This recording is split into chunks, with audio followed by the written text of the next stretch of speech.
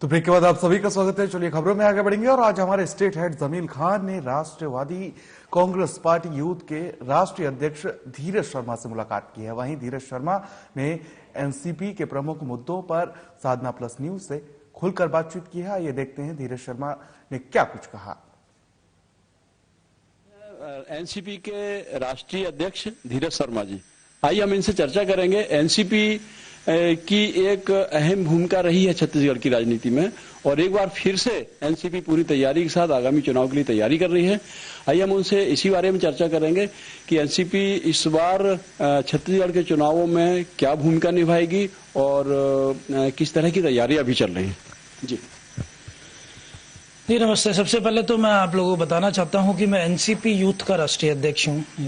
NCP के अध्यक्ष शरद पवार साहब हैं, तो आज उसी संदर्भ में मेरा रायपुर आना हुआ है। आज संगठन के विस्तार हेतु आज रायपुर में हम आए हैं। हमने अपने साथियों से बात की है।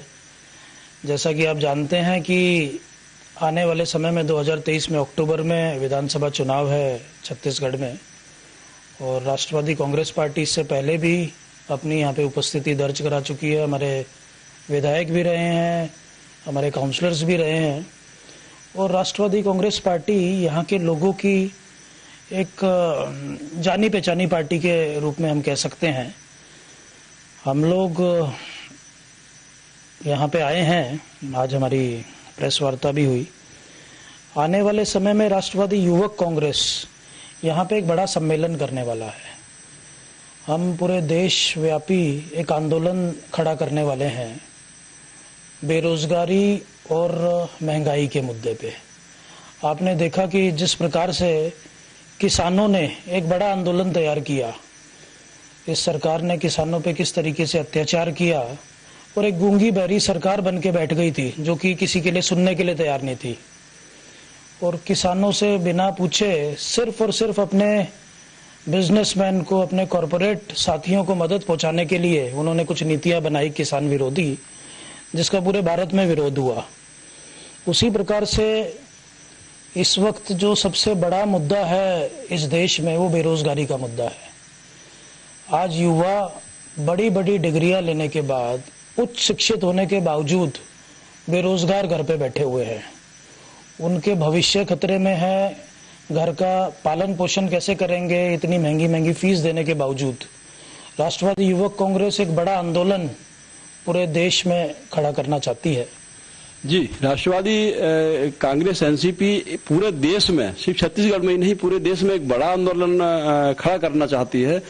इसी क्रम में हम ये जानना चाहेंगे कि छत्तीसगढ़ के चूंकि चुनाव अभी आने ही वाले हैं और ये तैयारियां आपकी शुरू हो गई। हमारे सूत्रों के अनुसार एनसीपी इस बार छत्तीसगढ़ के चुनावों में एक बड़ी लड़ाई लड़ने का मूड बनाया हुआ है। तो इसके लिए अभी आप बता रहे थे कि कुछ मुद्दे हैं, किसानों के मुद्दे और बेरोजगारी का मुद्दा लेकर सामने आने रहा है। हमारा सवाल यह है दर्शकों की ओर से कि एनसीपी ने एक चुनाव पहले और लड़ा था और वो लड़ाई थी सरकार को पलटने की। इस बार क्या लड़ाई है? सरकार को पलटने की लड़ाई है या सरकार बनाने की लड़ाई है? देखिए, आपका सवाल बिल्कुल आपने ठीक सवाल पूछा, लेकिन जैसा सब लोग जानते हैं कि पवार साहब के लिए सरकार बनाना या नहीं बनाना मायने नहीं रखता। उनके लिए सर्वप्रथम जो है वो देश हित सर्वप्रथम है। इस बार की जो लड़ाई है सांप्रदायिक ताकतों के खिलाफ लड़ाई है। पवार साहब का हमेशा मानना है कि देश में ऐसी ताकतें बाहर होनी चाहिए जो लोगों को जाति पाति और धर्म के नाम पे विभाजित करे और उन पे राज करे। आज ज़रूरत है देश में एक ऐसी सरकार बने केंद्र में जो जात पात और धर्म से उठ के विकास की बात करे, लोगों के भाईचारे की बात करे, लोगों को एक साथ काम करे और आगे विकास के लिए सरकार और देश अग्रसर रहे।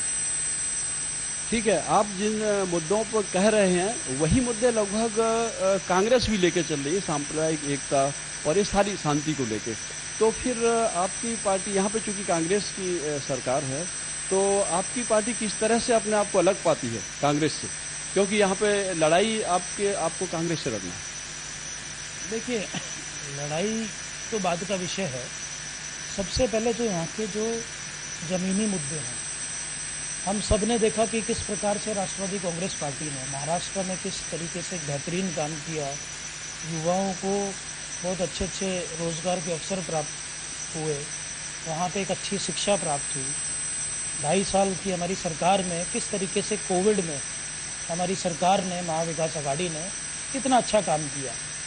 मुझे लगता है कि युवाओं के हित में सबसे ज़्यादा कोई सोचने वाले व्यक्ति हैं तो वो पवार साहब हैं। उन्होंने हमेशा युवाओं को बढ़ाने का काम किया है। आने वाले समय में भी यहाँ पे जो आदिवासी युवा हैं उनके लिए राष्ट्रवादी कांग्रेस पार्टी हमेशा अग्रसर है, उनको काम करने के लिए उनको हम लोग संगठित करेंगे।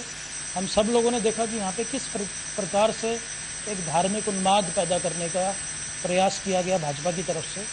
हम चाहते हैं कि आदिवासी समाज को भी हम अपने विश्वास में लेके, युवाओं को विश्वास में लेके, खास तौर पे कृषि प्रधान राज्य कहा जाता है छत्तीसगढ़ को, यहाँ के किसानों के लिए कुछ अच्छी नीतियाँ बने, उनके लिए कुछ अच्छे कार्य हो। जिस प्रकार से यूपीए के टाइम पे आदरणीय पवार साहब कृषि मंत्री के रहते हुए उन्होंने किसान हित में काम किया। 70 हज़ार करोड़ की सबसे बड़ी पहली देश की कर्जा माफ़ी उन्होंने की। आज किसान सबसे ज़्यादा पीड़ित है, तो वैसी एक सरकार चाहिए जो किसान की बात करे, युवा की बात करे, महिलाओं के सम्मान की बात करे। इसकी लड़ाई है छत्तीसगढ़। चुनावों में एनसीपी महाराष्ट्र मॉडल लेके आ रही है और किसानों को एक बड़ा फायदा या उनके लिए एक बड़ी योजना आ सकती है। देखिए, पवार साहब का हमेशा ये मानना है जो भी वंचित वर्ग है उसके लिए काम होना चाहिए। आज एक दूर बैठा एक किसान के घर में उसके बेटे को उसके घर में उसके बच्चों को अच्छी शिक्षा मिले, उसको अच्छा रोजगार मिले, उसको किसी भी प्रकार की कोई कमी ना रहे, ये पवार साहब का है।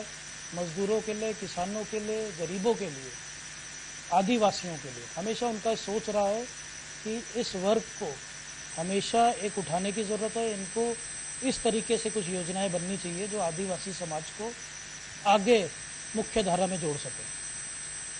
अभी ये वर्ष 2023 चुनावी साल है।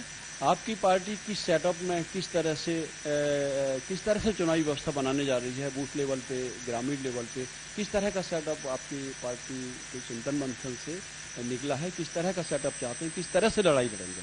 देखिए, राष्ट्रवादी कांग्रेस पार्टी एक राष्ट्रीय स्तर की पार्टी है।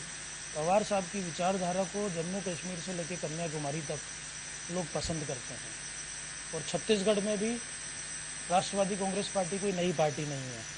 आपने देखा है यहाँ पे पहले भी हमारे विधायक रहे हैं, हमारे पार्षद रहे हैं और मुझे लगता है जिस प्रकार से इस बार हमारे युवाओं को पवार साहब ने घोषणा की है कि हर चुनाव में ज़्यादा से ज़्यादा युवाओं को भागीदारी दी जाएगी। हमारी युवा टीम बहुत टाइम से छत्तीसगढ़ में युवाओं के लिए ज़मीनी स्तर पर अच्छा काम कर रही है। मुझे लगता है, मैं ये नहीं बोलूँगा कि हम पूरे छत्तीसगढ़ में हम सीट्स लड़ाएंगे, लेकिन बहुत सारी ऐसी जगह है जहाँ पे हम बहुत पहले से काम कर रहे हैं और मुझे लगता है कि जनता इस बार राष्ट्रवादी कांग्रेस पार्टी के प्रत्याशियों को चुन के विधानसभा भेजेगी। 90 विधानसभा पर लड़ने नहीं जा रही है पार्टी। टारगेटेड जो सीटें हैं उन पर फोकस रहेगा। पार्टी ने कुछ लक्ष्य तय किया है, कितने विधायक, किस तरह से, कुछ टारगेट के बारे में बताएं हमारी दर्शकों को। देखिए, ज़्यादा से ज़्यादा हम सुशिक्षित युवा चेहरों को हम जगह देंगे और मैंने बताया कि ऐसा नहीं है कि राष्ट्रवादी कांग्रेस पार्टी पूरे छत्तीसगढ़ में लड़ेगी, लेकिन हम प्रयास करेंगे ज़्यादा से ज़्यादा शिक्षित चेहरों को हम जगह देंगे, हम विधानसभा की टिकट देंगे। इसके अलावा हम जो भी हमारे समवैचारिक दल हैं हम उनसे भी बात करेंगे। यदि वो हमारे साथ मिलकर लड़ना चाहेंगे तो उनका भी स्वागत है और हमें उम्मीद है कि एक 20-25 सीट हम लोग छत्तीसगढ़ में लड़ेंगे। पार्टी अभी 20 या 25 सीटों पर छत्तीसगढ़ में लड़ने का मन बना रही है। उनकी रणनीति ये हो सकती है कि सारी सीटों पर लड़ने के बजाय टारगेटेड सीटों पर पूरी ताकत लगाई जाए और सफलता हासिल की जाए। इसके साथ ही हम अपने दर्शकों के ओर से एक प्रश्न ये भी करना चाहेंगे। एनसीपी ने छत्तीसगढ़ में जब चुनाव लड़ा, जिस लक्ष्य को लेकर लड़ा वो कामयाबी हासिल की। अभी 20-25 विधानसभा सीटों पर वो लड़ना चाहते हैं। अगर चूंकि छोटा सा प्रदेश है, 90 विधानसभा सीट है, ऐसे में अगर संतुलन की स्थिति बनती है कांग्रेस, बीजेपी और एनसीपी के बीच में, अगर संतुलन की स्थिति बनती है सत्ता की लड़ाई में, तो एनसीपी किसका सहयोग लेना चाहेगी?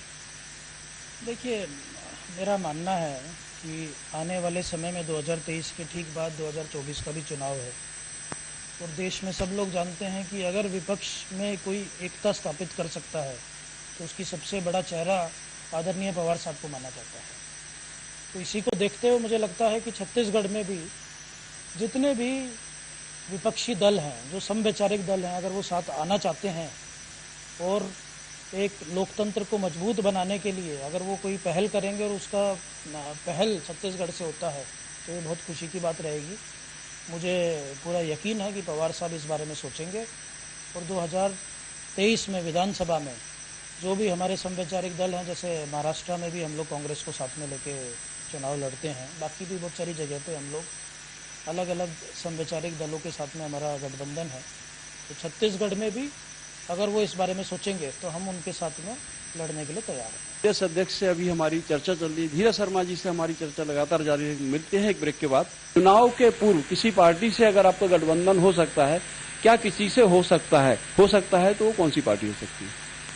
देखिए, हमारी ऑलरेडी बात कुछ संगठन से चल रही है, कोई प्रादेशिक स्तर के संगठन है जो हमारे साथ आने की इच्छा जाहिर की है, लेकिन ये निर्णय पवार साहब का है तो इसलिए मेरा इस पर बोलना उचित नहीं रहेगा।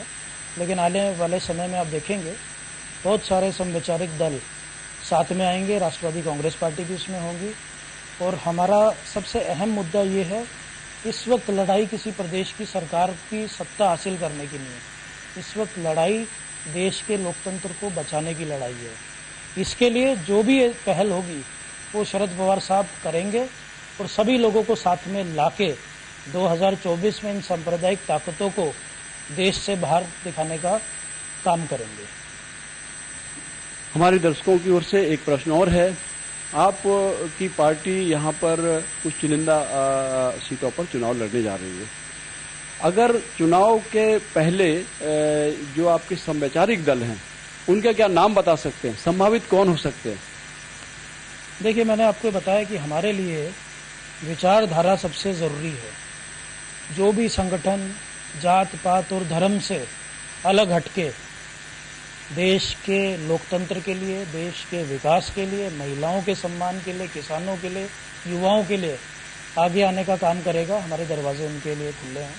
हम उनसे खुद जाके बात करेंगे, वो कांग्रेस हो या बाकी के कोई और समान विचारधारा वाले दल हों, हम उनसे बात करने के लिए तैयार हैं। हम उनके साथ आने वाले समय में रणनीति बना के उनके साथ 2023 का चुनाव लड़ सकते हैं। विधानसभा के चुनाव के लिए आप पार्टी भी तैयारी कर रही है, इसके साथ ही यहाँ पर एक पार्टी और है, योगी कांग्रेस। क्या इनसे कोई चर्चा चल रही है? अगर आपके पार्टी इस बात की अनुमति देती हो तो क्या आप बता सकेंगे कि योगी कांग्रेस या आप पार्टी से किस तरह की चर्चा हुई है या कोई संभावना है? देखिए, संभावनाएं पूरी हैं। हमने जैसा बताया कि जो भी समान विचारधारा वाले संगठन हैं उन लोगों से हम बात कर सकते हैं, क्योंकि चुनाव में भी 7-8 महीने का समय है, बहुत कुछ बोलना अभी जल्दबाजी होगी। लेकिन ये बात जरूर है कि जो भी समान विचारधारा वाले दल साथ में आना चाहेंगे उसकी पहल राष्ट्रवादी कांग्रेस पार्टी करने के लिए तैयार है। कोई सा भी दल हो जो किसान हित में हो, आदिवासी हित में हो, युवा हित में हो, उसके साथ हम साथ में आने के लिए तैयार हैं। अभी आपके संगठन में छत्तीसगढ़ की क्या प्रभार एक युवा साथी सुमित सुशीलन जी को सौंपा गया है। उनकी किन अनुभवों को, किन योग्यताओं को देखते हुए पार्टी ने उन्हें दायित्व सौंपा है, थोड़ा सा प्रकाश डालेंगे? देखिए, सुमित सुशीलन हमारे बड़े होनहार युवा नेता हैं और ये जो जिम्मेवारी उनके पास काफ़ी समय से है, उन्होंने छत्तीसगढ़ में हमारे राष्ट्रवादी युवक कांग्रेस को बहुत एक्टिव भी किया और मजबूत भी किया है। आने वाले समय में मुझे लगता है कि हमारे प्रदेश अध्यक्ष हितेश शुक्ला और सुमित सुशीलन, हमारे प्रभारी और सह प्रभारी जानकी पांडे, इन लोगों के नेतृत्व में हमारा संगठन मजबूत होगा और विधानसभा में मुझे पूरी उम्मीद है हम ज़्यादा से ज़्यादा युवा प्रत्याशियों को हम विधानसभा राष्ट्रवादी कांग्रेस पार्टी के माध्यम से भेजने वाले हैं। बहुत बहुत धन्यवाद। अभी थे हमारे साथ एनसीपी के युवा राष्ट्रीय अध्यक्ष धीरज शर्मा जी। उनके साथ बहुत सारी चर्चा हुई और उन्होंने खुलकर हमारे प्रश्नों का जवाब दिया है। नमस्कार।